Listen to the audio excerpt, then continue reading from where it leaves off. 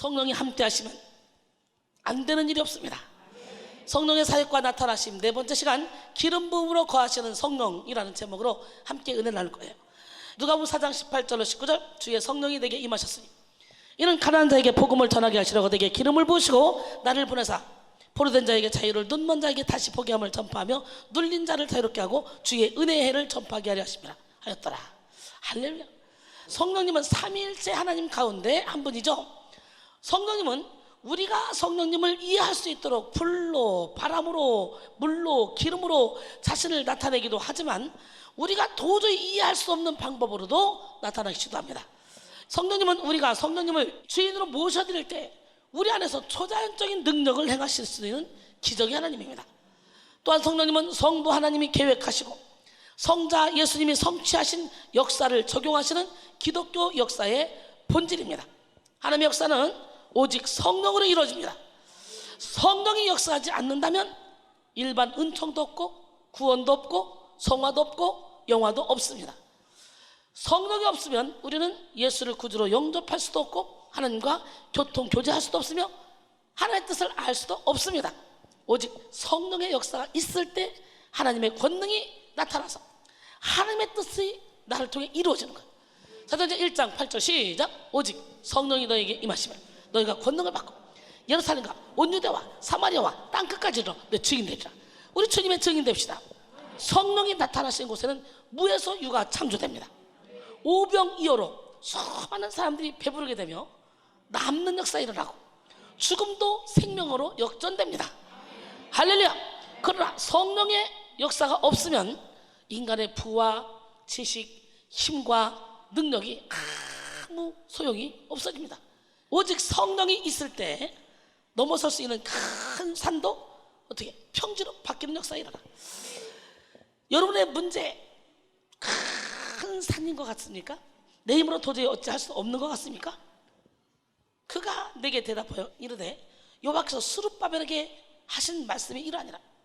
만군의 여호와께서 말씀하시되 이는 힘으로 되지 아니하고 능으로 되지 아니하고 오직 나의 영으로 되니라. 큰 산아 내가 무엇이냐? 너는 스룹바벨 앞에서 평지가 되리라. 그가 머릿돌을 내놓을 때에 무리가 외치기를 은총이 그에게 있을지어다 하리라 그랬어요. 오늘 시간에 아무리 큰 산이라도 성령이 역사하시면 평지가 되는 역사가 일어나. 할렐루야. 도전은 성령으로 채워진다는 것은 하나님의 거룩한 열심과 영원한 열정이 그 안에 타고 있음을 말하는 것이다 라고 말했습니다. 오늘 시간에 하나님의 거룩한 열심과 열정이 그 안에 타고 있다는 거예요. 성령 안에 오늘 시간에 성령의 충만함을 받아야 됩니다. 그러면 오늘 우리는 100% 성령의 붙들린 바 돼야 돼요. 마귀에게 우리 영혼의 한 귀퉁이를 내어주면 마귀는 교묘하게 자신의 세력을 확장시켜서 우리 자신도 모르는 사이에 우리 인생의 전부를 다 사로잡아 버립니다. 마귀에게 빼앗긴 그 1%는 결국 우리 인생의 100%를 마귀에게 빼앗기게 하는 그런 빌미가 된다는 거예요. 그러므로 우리는 마귀에게 조금 더 틈을 주지 말아야 돼. 100% 성령에 붙들린 인생이 돼서 오직 성령으로만 살아야 됩니다. 이를 위해 우리는 성령의 사역과 나타나심을 이해해야 되고 성령님을 사랑하고 존중해야 합니다. 이 시간 여러분 모두가 오직 성령의 충만함을 받으시기 바랍니다. 에베소 5장 16절로 18절 세월을 아끼라 때가 악하니라. 그러므로 어리석은 자가 되지 말고 오직 주의 뜻이 무엇인가 이해하라. 술 취하지 마라. 이는 방탕한 것이니 오직 성령의 충만함을 받으라 그랬어요. 성령은 능력으로 나타납니다. 성령이 역사하시는 하나님의 나라는 말에 있지 않고 능력에 있습니다. 그럼 우리는 세상을 이기는 성도가 되어야 돼요. 그래서 성령의 충만함을 받아야 되죠. 이를 위해 성령이 어떻게 나타나시고 어떻게 사역하시는지 알아야 되겠죠. 성령의 역사는 영의 움직임이기 때문에 고정된 틀이나 패턴이 없습니다. 성령은 물처럼 바람처럼 불처럼 역사하시고 진리로 역사하시고 세밀한 소리로 역사하시고 우리가 알게도 역사하시고 우리가 모르는 상황도 역사하시고 기름 부음을 통해 역사하시기도 합니다. 성령님은 우리가 예측하지 못한 방식으로 역사하시고 우리가 가늠할 수 없는 형태로도 나타나십니다. 그러므로 우리는 성령의 역사 앞에 마음을 활짝 열고 제한을 두지 말아야 돼요. 그러나 동시에 하나님의 주된 역사 방법을 이해함으로써 성령의 나타나심을 깨달아야 됩니다. 오늘은 집중적으로 기름 부음으로 거하시는 성령, 불, 바람, 물같이 기름 역시 성령께서 자신을 보여주기 위해서 선택한 방법입니다. 성령님은 기름 부음으로 우리 안에 거하시고 기름 부음으로 우리를 치료하시고 기름 부음으로 우리를 힘있게 하십니다. 오늘 이 성령의 기름 부음을 받아야 돼요. 요한일서 2장 20절에 보니까 너희는 거룩하신 자에게서 기름 부음을 받고 모든 것을 아느니라. 27절에 보니까 너희는 주께 받은 바 기름 부음이 너희 안에 거하나니 아무도 너희를 가르칠 필요가 없고 오직 그의 기름 부음이 너희에게 모든 것을 가르치며 또 참되고 거짓이 없으니 너희를 가르치신 그대로 주 안에 거하라. 할렐루야. 성경에서 기름은 사역, 능력, 섬김, 봉사와 연관되어 사용되어지는 물질입니다. 예수님은 하나님의 아들이심에도 불구하고 하나님께서 성령을 한량없이 주셨어요. 요한복음 3장 34절에 보니까 하나님이 보내신 이는 하나님의 말씀을 하나니 이는 하나님이 성령을 한량없이 주십니다. 오늘 시간에 성령을 한량없이 받으시기 바랍니다. 그러면 사도행전 10장 38절에 하나님이 나사렛 예수에게 성령과 능력을 기름부터 다셨으며 그가 두루 다니며 선한 일을 행하고 마귀에게 들린 모든 사람을 고쳤으니 이는 하나님이 함께 하셨습니다. 할렐루야. 특별히 하나님은 하나님이 쓰실 사람을 구분할 때 기름을 사용하셨어요. 하나님의 종들을 택해서 직임을 맡기기 위해서는 하나님으로부터 특별한 임명이 필요한데 그것을 행하는 것이 바로 기름 부음의 의식이었습니다. 구약에는 3대 기름 부음 받은 사람이 있죠. 시작. 선지자, 왕, 제사장에게만 기름을 부었어요. 그들에게 사역자의 권위를 외적으로 천명하는 행위인 동시에 성령의 능력을 받게 하는 절차였습니다. 사무엘상 10장 1절에 보니까 이에 사무엘이 기름병을 가져다가 사울의 머리에 붓고 입 맞춰 이르되 여호와께서 내게 기름을 부으사 그의 기업의 지도자로 삼지 아니하였느냐. 이렇게 기름 부음을 받았더니 사울이 어떻게 역사해요? 예언을 하고 변하여 새 사람이 됐다고 그러죠. 사무엘상 10장 6절에 보니까 내게는 여호와의 영이 크게 임하리니 너도 그들과 함께 예언을 하고 변하여 새 사람이 되리라. 오늘 이 시간에 기름 부음 받아봐. 변하여 새 사람이 되는 거예요. 변하여 새 사람이 됩시다. 오늘날의 기름 부음은 왕과 선지자와 제사장에게만 국한되는 것이 아니라 하나님의 사역이 필요한 모든 범위에서 이루어집니다. 비록 예전처럼 기름 붓는 의식은 행하지 않지만 기름 부음의 의미는 동일합니다. 현대의 하나님은 주의 이름을 부르는 모든 사람에게 성령의 기름을 부으시고 내주하시는 성령님은 남녀노소를 불문하고 성령의 역사를 존중하고 사랑하는 자에게 기름 부음을 통해 역사하십니다. 요엘서 2장 28절로 32절 그 후에 내가 내 영을 만민에게 부어주리니 너희 자녀들은 장래일을 말할 것이며 너희 늙은이는 꿈을 꾸며 너희 젊은이는 이상을 볼 것이며 그때 내가 내 영을 남종과 여종에게 부어줄 것이며 내가 이적을 하늘과 땅에 베풀리니 곧 피와 불과 연기 기둥이라. 여호와의 크고 두려운 날이 이르기 전에 해가 어두워지고 달이 빛빛같이 변하려니와 누구든지 여호와의 이름을 부르는 자는 구원을 얻으리라. 이는 나 여호와의 말대로 시온산과 예루살렘에서 피할 자가 있을 것이며 남은 자 중에 나 여호와의 부름을 받을 자가 있을 것입니다. 그랬어요. 우리가 성령의 기름 부음을 받으면요 그리스도인으로서의 이 정체성을 확고히 가지게 되고 성령의 은사를 받아서 능력 있는 삶을 살게 됩니다. 할렐루야. 고린도전서 12장 7절로 11절 각 사람에게 성령이 나타나시면 유익하게 하려 하십니다. 어떤 사람에게는 성령으로 말미암아 지혜의 말씀을, 어떤 사람은 같은 성령을 따라 지식의 말씀을, 다른 사람에게 같은 성령으로 믿음을, 어떤 사람에게는 한 성령으로 병 고치는 은사를, 어떤 사람에게는 능력 행함을, 어떤 사람에게는 예언함을, 어떤 사람에게는 영들 분별함을, 다른 사람에게는 각종 방언말함을, 어떤 사람에게는 방언들 통역함을 주시다니 이 모든 일은 같은 한 성령이 행하사 그 뜻대로 각 사람에게 나눠주되 오늘 이 시간에 이 성령의 기름 부음을 받아서 성령이 주시는 이 각종 은사를 다 받아 누리길 원합니다.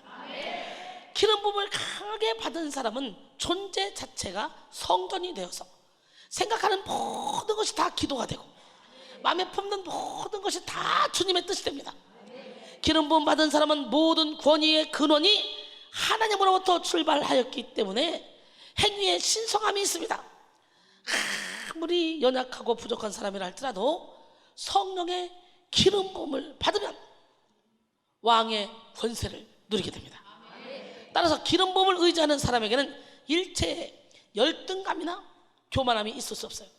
성령의 기름 부음을 받은 사람에게는 더 이상 환경, 지식, 물질, 건강에 의해 좌지우지 되지 않습니다. 오직 하나님으로부터 말미암는 초월적인 권능이 기름 부음 받은 사람을 강권합니다. 기름 부음 받은 사람은 자기도 모르게 자기를 통해 그 기름 부음이 흘러나가. 그래서 많은 영혼을 주님께로 인도하는 일에 존귀하게 쓰임받게 됩니다. 기름을 붓다. 여기에 해당하는 헬라어는 크리오. 크리오는 뭐예요? 기름 붓다는 크리오. 기름 부음에 해당하는 단어는 크리스마. 예수님의 정체성을 가리키는 구세주에 해당하는 영어 단어 그리스도가 이 크리오에서 파생되었습니다. 또 기름을 붓다. 어노인트죠? 어노인트. 여기에 해당하는 히브리어 단어는 마샤입니다. 뭐라고요?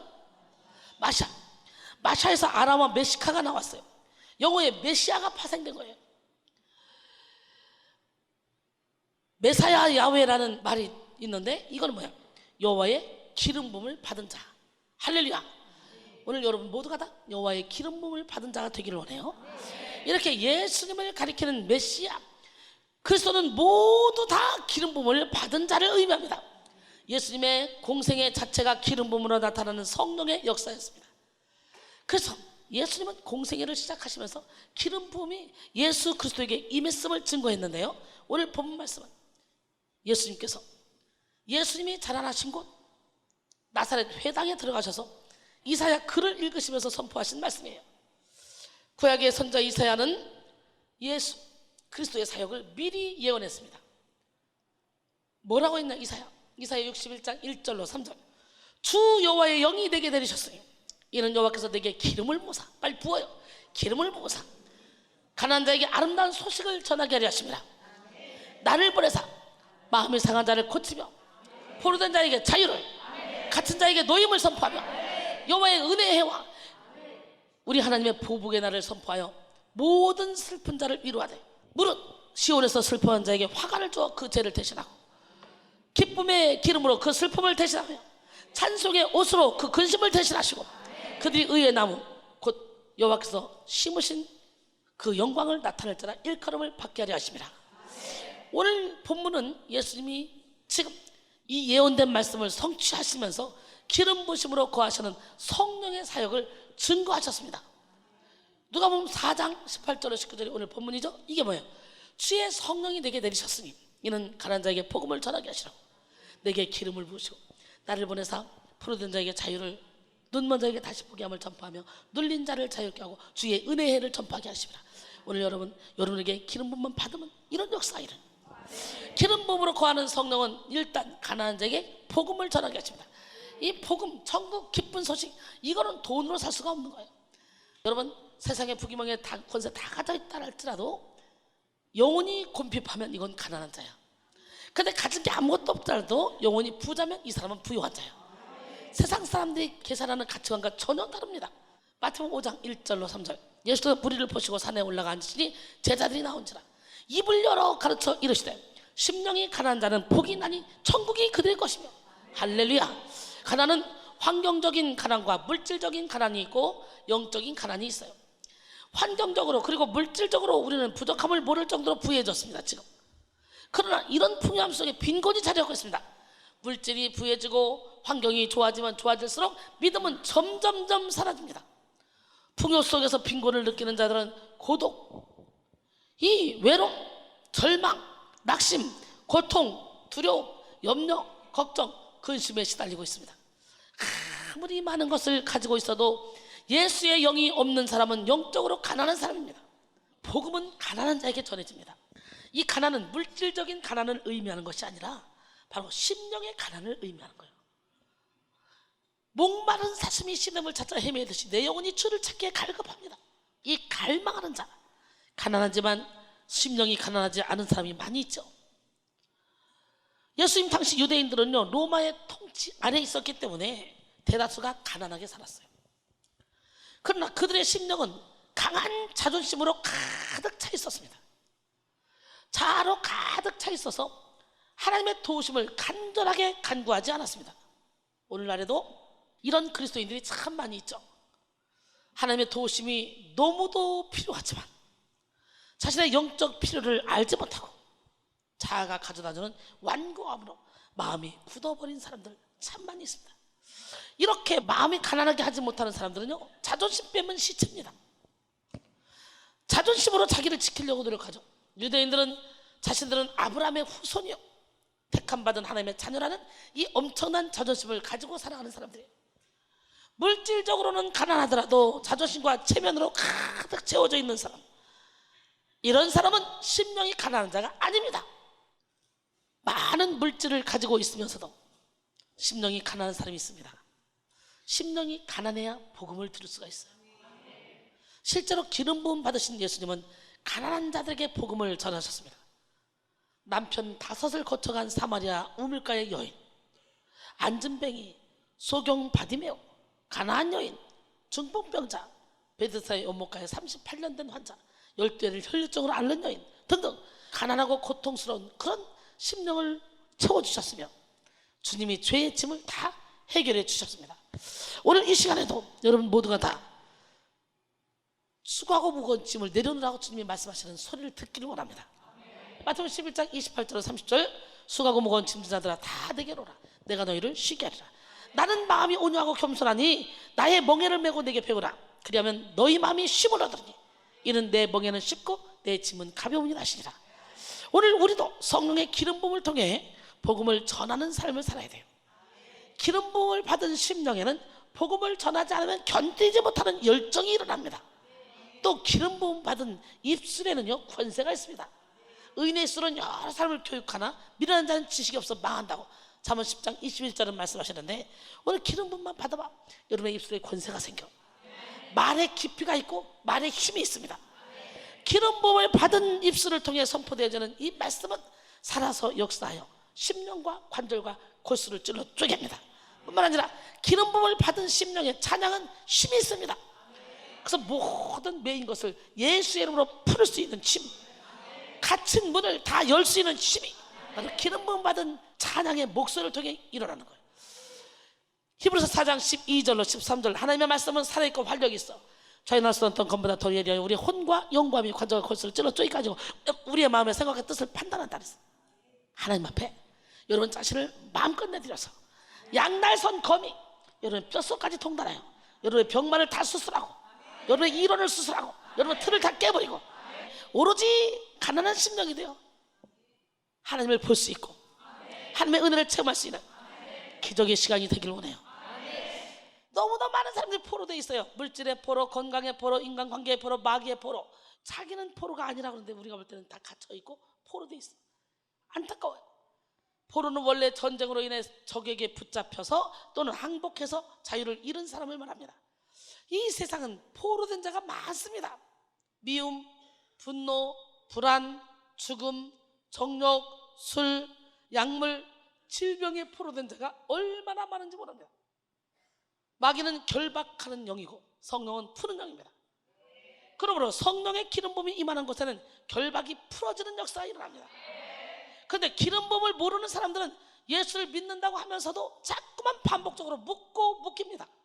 물질에 묶이고 자존심에 묶이고 자녀에게 묶이고 인정과 칭찬에 묶이고 명예에 묶이고 권세에 묶이고 막 묶입니다. 그렇게 묶인 사람들은 다른 사람을 동일하게 또 묶어요. 신앙생활을 해도 율법에 묶이고 자기 의에 묶입니다. 결국 우리는 스스로에게 묶여서 갇혀 살아간다는 거지. 무슨 행동을 해도 자유롭지가 않고 감정 하나도 자유롭게 표현하지 못합니다. 어딘가 묶여있기 때문에. 하지만 하나님의 영은 자유하게 하는 영이에요. 갈라디아서 5장 1절로 6절, 그리스도께서 우리를 자유롭게 하시려고 자유를 주셨으니 그러므로 굳건하게 서서 다시는 종의 멍에를 매지 말라. 보라, 나 바울은 너희에게 말하노니 너희가 만일 할례를 받으면 그리스도께서 너희에게 아무 유익이 없느니라. 내가 할례를 받는 각 사람에게 다시 증언하노니 그는 율법 전체를 행할 의무를 가진 자라. 율법 안에서 의롭다함을 얻으려 하는 너희는 그리스도에게서 끊어지고 은혜에서 떨어진 자로다. 우리가 성령으로 믿음을 따라 의의 소망을 기다리느니 그리스도 예수 안에서는 할례나 무할례나 효력이 없으되 사랑으로서 역사하는 믿음뿐이니라.